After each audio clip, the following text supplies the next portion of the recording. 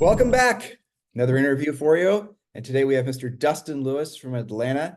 You guys are going to really love hearing from him. He is an agent with a very interesting background, but I don't want to, I don't want to give any spoilers. So Dustin, without any further delay, welcome to today's interview. Thank you. Thanks for having me on. This is really fun and exciting. Well, first of all, I want to congratulate you on all your success. I mean, Colette McDonald, when I was asking her who we should have as, guests on our podcast, because we're wanting to do interviews to give recognition to a lot of the folks that are doing so well in this new real estate market, she said your name first, just like that. Boom, Oh, Dustin, that's got to interview awesome. Dustin. I Yeah. really appreciate that. Yeah, So absolutely. share with the listeners a little bit about yourself and where you sell real estate, the whole shebang. Yeah, absolutely. So my husband and I are a domestic team with the XP Realty, and I've been in the industry going on my fourth year. So and my husband joined me shortly thereafter, and we decided to run our business together. And so we work in the Atlanta metro market. And we say beyond because I work with a lot of folks in the entertainment industry, so the farm really doesn't happen for me. They want homes all over the place in Atlanta. So Well, that was a spoiler alert. We're already sneaking into what we're going to try to hold out as the surprise. oh, we're gonna oh no, well, here's the thing. Nobody knows what I do though, right? So there you go. Well, okay. Well, so you got into real estate 4 years ago. Yeah. So you made past the 2 year real estate roadkill, speed bump. So good job, you. As far as what did you do prior to selling real estate? What's your background? Oh, my background is in, like I said, in the entertainment industry. So I have been an actor. Fell in love with that when I was around 9 years old. Knew I wanted to do that for my whole life, and did theater for many years. And started working in television and film. It's huge here in Atlanta. People call us the Hollywood of the South. We have lots of production here. Got into that about 10 years ago, and of course, when the pandemic came, real estate's been something I've always been interested in doing. And quite honestly, never had the time to sit down and really discover if it would be the right path for me as an additional source of income, let alone a career. And yeah, and the rest is history right now. It's like we're loving it and we're rocking it. So How did you transition? Does that do a lot of, we get that a lot, right? You know, that a lot of people are, oh you know, they'll ask us, well, I'm a full-time this, I'm a full-time that. How do I transition to real estate? Or they'll say, like, I'm already, maybe they're thinking about getting licensed, or maybe they're already licensed and they're trying to think about, should I quit my job and when do I mean, all those moving parts. You went through all that only 4 years ago. So can you share with the listeners that process for you? Yeah, absolutely. One of the things is I also teach acting, so I had that, and that can be flexible, right? What do we always say? Make sure you have 6 months of income if you're going to really quit your job and do this industry, or a year to support your bills. But luckily, at that time, my husband as well had not been in the real estate industry yet, so he had a full-time job. I was Mm. still teaching, I was still acting. And I was one of those people as soon as I made the decision, I let every single person know that I was getting my license. Every single person. And so when I finally got my license, after a few months, I had my first former student was my client. So that was really super important to me is I was all in right away when I made that decision, and it wasn't a part-time thing for me. I was starting my real estate business at the moment I decided to do real estate. So you just said something that was really important, that did not screw around and wait to get started. You right away, even as a new licensee 4 years ago, attacked your center of influence list. And so there's a 100%. lot there's a lot that's wrapped into that. And I have a feeling your acting training probably helped you push past some of the normal things that keeps agents from Yeah. actually ever doing that. But weren't you worried, just being direct, right, for the sake of our listeners, weren't you worried that people would think like, oh my gosh, Dustin must not have made it in his previous career, or he's just calling because he wants to do a real estate deal, all that mind junk that agents typically have. Well, listen, I'll give you a really direct example of that is an acquaintance, not really a close student, but somebody in the TV and film industry that I do know. We were texting at one point, and I said, "Oh, well, I know that your partner is going to be buying a home. I'd love to chat with you." She said, "No, she really wants somebody who's actually full time doing it, I mean, so that mentality all came out within the process of that. But everybody knows, and that knows me and trusts me, especially with what I do within the entertainment industry, knows that I don't half-ass anything, right? I Mhm. don't. So, I mean, I think that I'm set up for that. And I show that on my social media. I share everything to my personal pages as well. So everybody knows that I'm super active. Um, and that was kind of never a question. But because I came out with confidence, I came out with knowledge. And, I asked, I made the ask. And so when people would maybe say, oh, but I thought you were an actor, I'd say, yeah, I am an actor, and I'm also a real estate agent, and I run my real estate business as well. And luckily, I have the flexibility to be able to do both and do both well. So you do still do both, and you said you're teaching folks how Absolutely. to act as well. So that's really Yep. good. So my wife was a professional musician. She says semi-professional, but she was a professional musician. I mean, when you're working on something 8 hours a day and going to practices constantly and getting paid for it, I don't know at what point you become professional versus semi-professional, but whatever.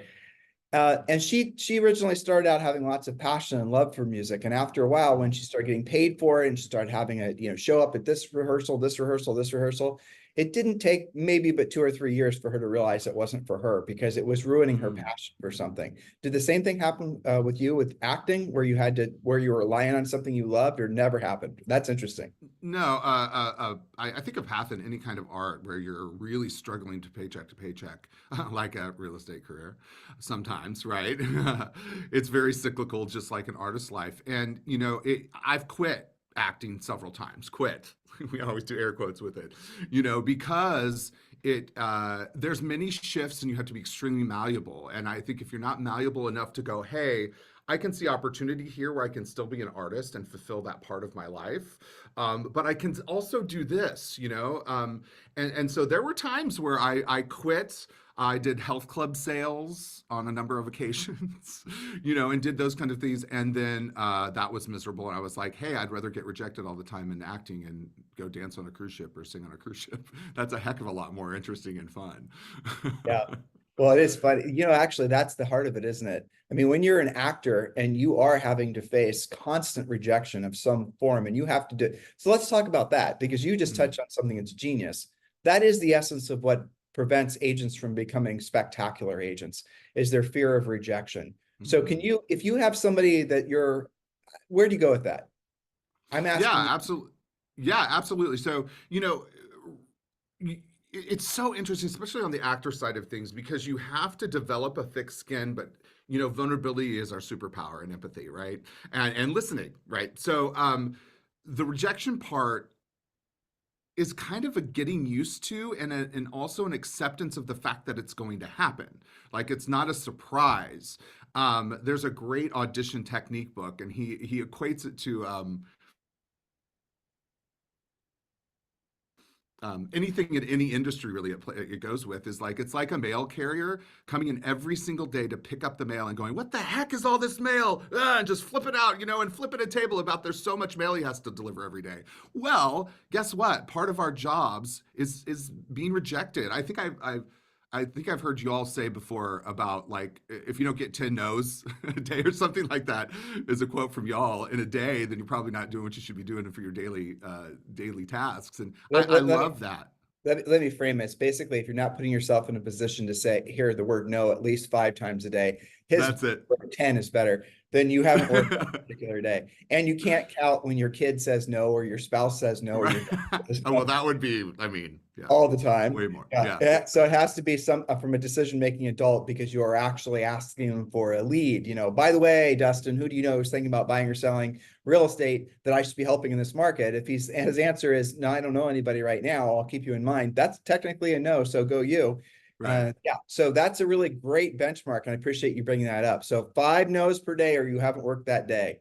I love it. I love it. And it doesn't have to, and there, like you said, I think what you just said is really powerful too, is that the no can be a positive, but I'll keep you in mind is the magic, right? And that's the place where a rejection is actually you're doing your job, because as soon as they turn the corner or they get a phone call from Aunt Kelly, or whatever, and they're like, "Hey, I'm thinking about selling my condo." It's like, "Oh my gosh, I just talked to Dustin," or what have you. You know, I mean, that's you top of mind. I know we say it all the time, be top of mind, but the only way you're going to be top of mind is to have those conversations and give people the opportunity to say no, right? I love the phrase, I wouldn't be doing my job if. I use that a lot, you know, Yeah, yeah. especially to my sphere of influence, you know. I'm like, "Hey, I know I just saw you at dinner like, you know, like 2 months ago or whatever, or at this event, but I wouldn't be doing my job if I didn't check in once in a while." You know, that type of thing. I love that phrase. I got that, you know, from Julie Nelson, who's amazing. So Yeah, people love that. And again, with regard to rejection, with I regards to, love that. do you ever get to the point when you're a professional actor where the rejection doesn't hurt? No, absolutely not. And it's that thing. It's that thing of accepting it and moving on from it, Right. So the thing we coach right? agents, right. I mean, There's if I said I got used to it, especially when it's something bigger, and that's the thing. It's the acceptance of it. It's just like, and some people like to think flip the script about like nervousness, right? Everybody gets nervous about things. It's the same way with rejection. I just know that I'm going to get rejected. I know that I'm going to get nervous, so I don't let it catch me off guard. I think is the differentiation there. It's like you so just know what's going to be happening. one of the best elixirs to rejection is adopting, and frankly, any sort of emotional lows and highs is by adopting the concept of it's too soon to tell. So listeners, Dustin already knows this, but when he just expressed it. So when you get rejected, say to yourself, it's too soon to tell whether I was rejected, because that person could swing back. But Love that. also Yeah. to his point, you got to use rejection as a way of learning. So when you lost and it hurts, that's nature's way of telling you to do something so you don't experience the pain again. So if you lose a listing on a listing appointment, ask the seller why they listed with the other agent. Don't just assume it's because normal agent excuses. They told them a higher price, a lower commission, all the rest of it. Mm-hmm. Nope, call them up and find out. And if you call them up and the seller wants to give you some little, polite answer, oh, we just, knew them from church or whatever. Well, okay, I appreciate that. But you also knew me from church. So what was the other reason so I can improve? Help me to do better at my Right. job and ask questions like that. And if that listing doesn't sell, or if that seller gets frustrated with that listing agent, guess who's going to get the listing? But the moral of the story is, say to yourself, it's too soon to tell when you have a bad experience. A lot of bad experiences years from now will turn out to be great experiences, because you'll say, why, today you'll have a bad experience. 5 years from now, you'll have this experience where you go, damn, that's what I was supposed to be learning from that bad experience. So it's too soon to tell. 100%. And it also works like that on the positive side. So if you have a great experience and you're really hitting it out of the park and you're just, top of the world, you got to tell yourself it's too soon to tell, because the emotional highs and the emotional lows, if you just allow yourself to exist in those places too long, will absolutely wear you out. So you can have a great experience, not saying don't enjoy it. I am saying don't, let it all basically percolate, because if the next experience you have is a bad experience, then that emotional yo-yo absolutely will cause you to, go bonkers, and you'll blame the real estate industry or something else. It's just the too soon to tell approach to life. Well, and it's part of it, right? It's just part of it. It's about life. I mean, if we just, you just have to go and find out how you can correct those, or at least get. I love the fact that you said get information. Like, knowledge is power in those cases, for whatever you're doing. And sometimes you won't, and that's fine. That's you just move on, and that's the thing is, if you sit back and you rest in the negative parts of what we do, that's who you're going to become, and it's certainly not going to be attractive to a client. Yep, I you know appreciate that. So what we didn't do is we didn't tell them how they can send you referrals. So you're tell them about your market, give them your cell phone number and how they can communicate with you. Do I have to repeat it? yeah, absolutely. I'm cell phone number and how they can. Yeah, absolutely. My cell is 678-438-4368. I'm Say it very slower. accessible. Shoot me a text. Say it What's slower. that? Say it slower. All right, 678. I'm so excited, Tim. Yeah. Well, Best way to reach me is by text 678-438-4368. You there can you also go. email me, Dustin at createrealtypartners.com. Awesome. I'm in Puerto Rico. He's in Atlanta. And so Zoom is buffering a little bit. It is what it is. It's just a miracle it works at all. I mean, I know, right? That's what I'm always fascinated. I'm like, how is this happening? it's crazy. So let's talk about lead generation. Like Mhm. if you were, you're, I'm going to ask this question differently than I normally ask it. If you were to give advice to Dustin from 4 years ago, what would you tell Dustin to do for lead generation? And then what would you tell him not to do? And maybe you can think of one thing you tell him to do and one thing that maybe you did that you wish you wouldn't have, if there is answers to both those questions. If not, you don't have to, we can just say there was, it's up to you. No, absolutely. Open houses, open houses, open houses. I would do more open houses. And with borrowed listings, right? I mean, you don't have to have listings to do this or to advertise those listings. As you know, in our state, I have to, do listings with eXp Realty with my brokerage, but I, it's the best. It's the best. And I love them. So if you don't like them, learn how to like them. Contact my sphere of influence more often and be more I don't want to use the word aggressive, but be more pointed at my asks with my sphere of influence So talk to us about talk to and us about, confident in that. yeah, Now talk sorry. to us about. Go ahead, say it again. I know I we're was having a gonna, little. we'll work it out. Talk to us about frequency. So you said open houses and you said centers of influence and past client. Drill down on that. Open houses, how frequently? Center of influence, past client. How would you communicate with them? How frequently? Absolutely. So open houses, my ideal, because I get so many clients from them, is 4 open houses a month. I want to be doing an open house every single weekend because that ramps up my pipeline like insane, right? And those are people who are either currently looking or are going to be looking real soon, right? I've gotten some incredible double-ended deals on open houses. As far as follow-up for those, I do immediate follow-up.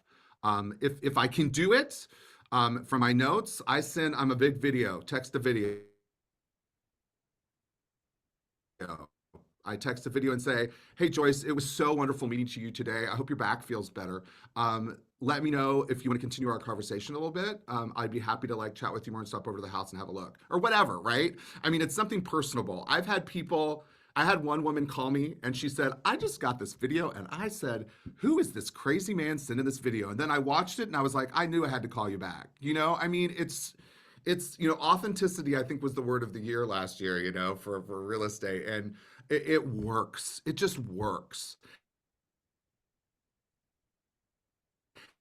And then there's soft touches past that. I'll do a text. I use Popple, so I have this really fancy, cool contact card, with the link, so I'll send that text. Hey, just want to make sure you had my, those kinds of things work, right? They immediately go into the CRM. My team immediately starts follow up as well if I haven't been able to reach them.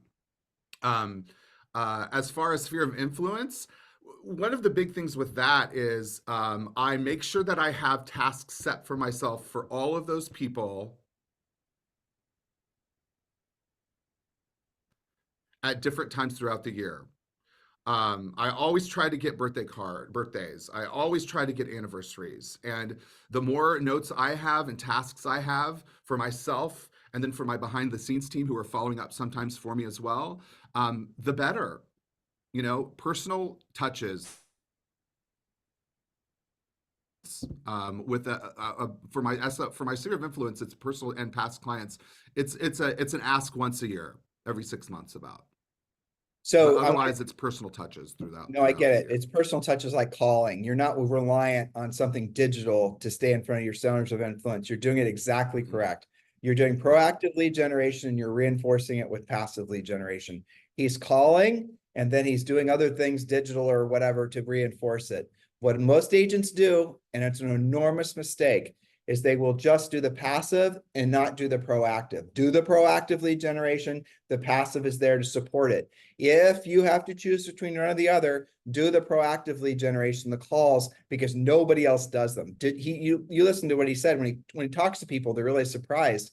And honestly, it's the younger generation who essentially are assuming, like, if you're new in real estate and you're in your 20s and you're communicating with prospects that are older than you, homeowners, generally speaking, are going to be what, in their 40s, and you're doing everything digitally, you're out of sync with them. Those folks want calls. And it's going to be that way for your entire career. Now, if you're working with other buyers that are in, then fine. You can be more, digital that way. But I'll suggest to everyone that no matter where you are in your age, no matter where you are in your experience level, the greatest differentiator that's in the marketplace right now is the ability to pick up the phone, have a conversation with folks. A somewhat scripted approach works best because then you can stay on target. It's not just talking about the weather and whatever else.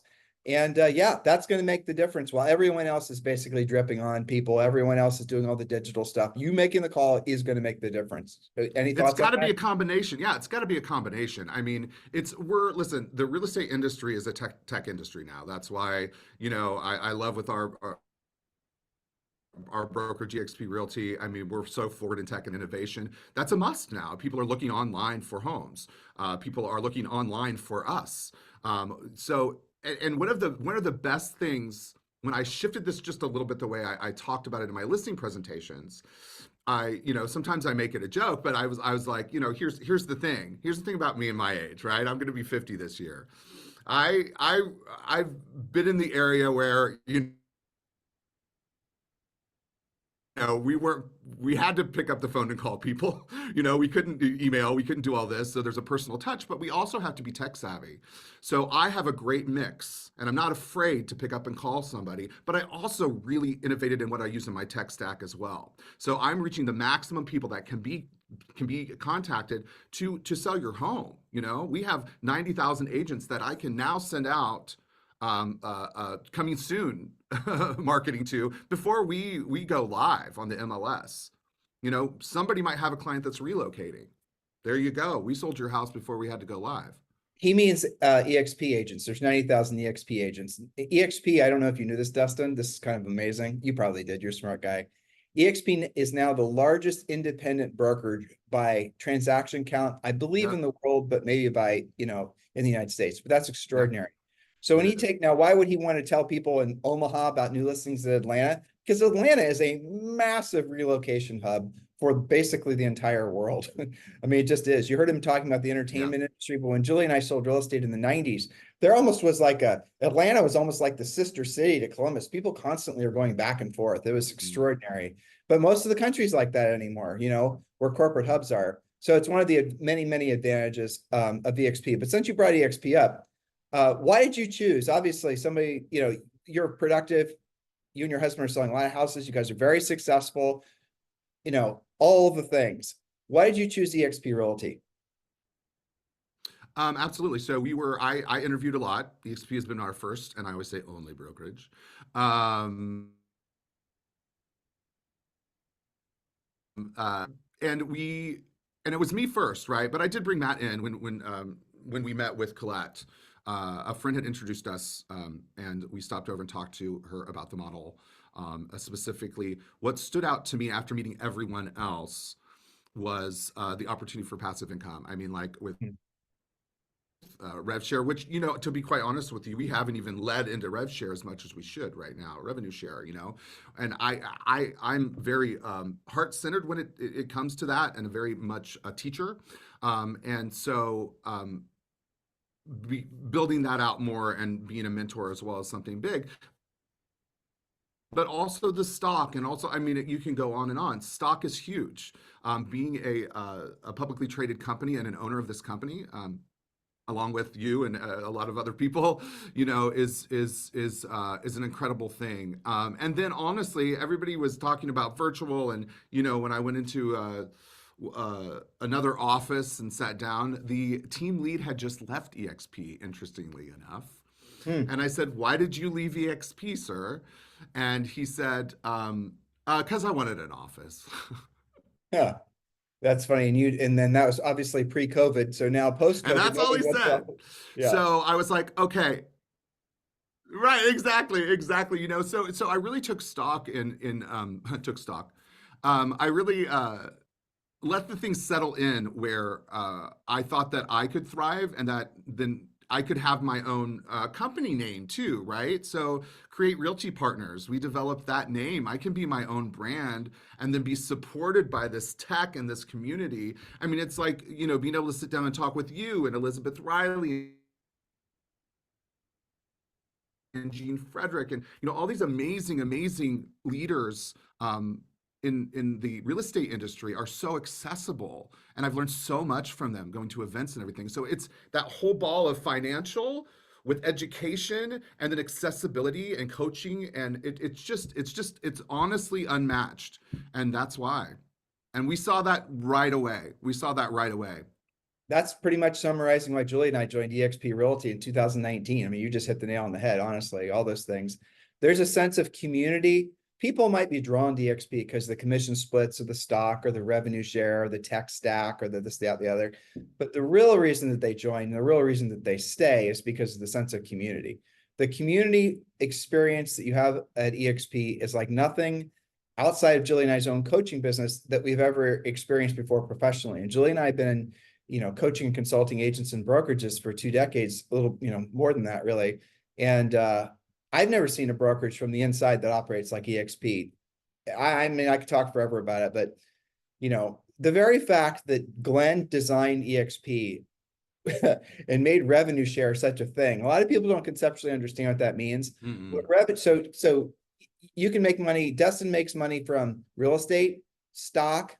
Maybe he's got some things going on with mortgage and title. Who knows? A lot of people do. He also makes money when he sponsors somebody from revenue share. And so one of the questions, and this is, I would say, one of the top 3 reasons Julie and I joined with eXp, is because we could make agents be really productive. We could help them to sell a lot of houses and become kick-ass listing agents and the whole thing. The one thing that was out of our purview, it was our ability or our we had no way of really controlling what the hell they're going to do with the money that they earned, really. And we could coach them and training them and, do all the things to try to get them to set aside money, be responsible, to create passive income, all this. But most of them didn't. They would spend it on lifestyle. And what eXp with revenue share, what it's done is it's made it so that a normal agent, and if you look at the list of the top earners of revenue share at eXp, even the top 100, they're just normal people. You don't know, they're not celebrities. You don't know them from TV or from podcasting or from having written books. You don't know who they are. Yeah, again, you look at the top names, they're just normal people. But those normal people, in some cases, are earning tens of thousands, if not hundreds of thousands of dollars per month in revenue share. Now, what's your goal? I mean, maybe your goal is to earn 3,000 a month or 5,000 a month. What I always suggest to folks when they join eXp Realty is take the revenue share thing seriously. And then what you do is you write down you create like a ladder, right? You literally physically create a ladder, and each of the rungs in the ladder represents a monthly expense that you have. And start with the smallest expenses first. Might be your cell phone bill, might be your gas bill, whatever it is, and work your way up. And then each of those rungs, gas bill, write down what the dollar amount is. Next one, next one, next one. And so the mission with revenue share, again, it makes it so it's very personal, is you're going to start earning revenue share and see that particular bill is now being paid by revenue share. Those, now your house payment's being paid by revenue share. Now everything is being paid by revenue share. So all your personal expenses for your household are paid by revenue share. Then you could start investing the money that you're making from selling real estate. Don't stop selling real estate. Selling real estate is the #1 focus of eXp for sure. It's the reason we're attracting so many huge producers and teams and brokerages for that matter. But yes, don't let the revenue share opportunity get by you, because it really does change the time-space continuum for real estate agents. It makes it so that you can actually be what Julie and I's definition of rich is, where your money works for you and you no longer work for your money. So yes, sell the heck out of real estate, become the best version of yourself as a real estate agent, but absolutely positively embrace revenue share, because it is truly the 8th wonder of the world. And it's only available to real estate agents, and take that seriously. So I appreciate that. So if you are looking forward to just let's talk about we could talk about the challenge. What are the challenges, the greatest challenges you're having in your market right now in the greater Atlanta area? Definitely inventory. And we work at all price points, and we've I work with a lot of actors, of course, you know, so price point can be a little bit difficult. And it's inventory, just like everybody else, I think, you know, inventory. So at that 350 to 400 price point that I work with, a lot of them or under sometimes, it's really tough to find a product that they're going to feel safe and secure in as far as like making that investment. Inventory is ticking up here, which is great. A little bit at a time. We're still seeing uh, the higher priced homes actually sitting a little bit, which has been interesting on that side of things. So we're seeing anything 800 and above sitting. But I honestly think right now it's the biggest thing I would say is probably. I mean, I go back to inventory for us. It's like we've been having a hard time Yeah, in that, yeah. Just circling yeah. back. You have to create your own inventory in a market like this. We've done a lot of podcasts on that, and I know you listen, but that's the Yeah, main thing. You have to go out and create it. You're gonna have to yeah, find it.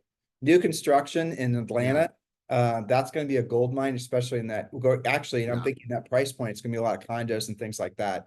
yeah. That's definitely the way to go. Yeah, that's exciting.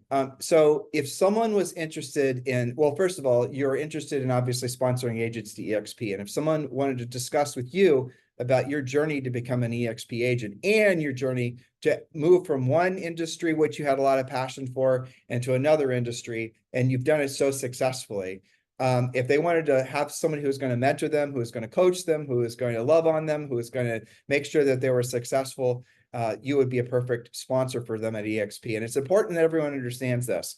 When you're sponsored by somebody who's in our group, you get all the benefits of being in our group. And if you want to know the benefits, just go to whylibertas.com. Whylibertas.com. We'll put up the name here on the slide, but it's very simple. WHY Libertas, Libertas.com. And you know, one of the great benefits of joining with our group at EXP is you get our coaching program for free. Why are we giving our coaching away program Awesome. for free? Well, here's why. Because we want you to be successful selling real estate. When you become a partner with Dustin at EXP, you're a partner with Juliana, you're a partner with Colette, you're a partner with, you know, the other people that he spoke of. All those folks want to see you succeed, not just see you succeed. We're actually going to do everything it takes to help you succeed. We're going to help you be transactional. If you have somebody that you stumble across that wants to join EXP, or maybe you're going to be more direct about it and you want to actually start proactively recruiting, we're going to be your partners to do that. You know, there's a Charlie Munger saying, which I adore, show me the incentive and I'll show you the result. Dustin is the result of a superior business model in one of the most challenging markets in the history of real estate. I'll say probably collectively in the last 3 years, this has been the most challenging market. I would rather, it sounds wrong, but as far as from a real estate coach's perspective, there is more, this is harder than even 07, 08, and 09. There's no doubt. I mean, it just is. The lack of inventory, the rising rates, the incredibly rapid home inflation is really truly what it is. It's not ending. All of it. It's been more challenging than anything that Julie and I have ever coached agents through. And yet, guess what? Coaching and training in EXP Realty has made Dustin and Matt, his husband, very, very successful Yep. because of this market. So as we round the bend on today's interview, is there anything else you'd like to say to these guys? Absolutely. I mean, it's just leaning into that. I would use the word championing us. You know, you, Julie, everybody in EXP, and just really celebrating, right? Everybody celebrates their success, and that's super important to me.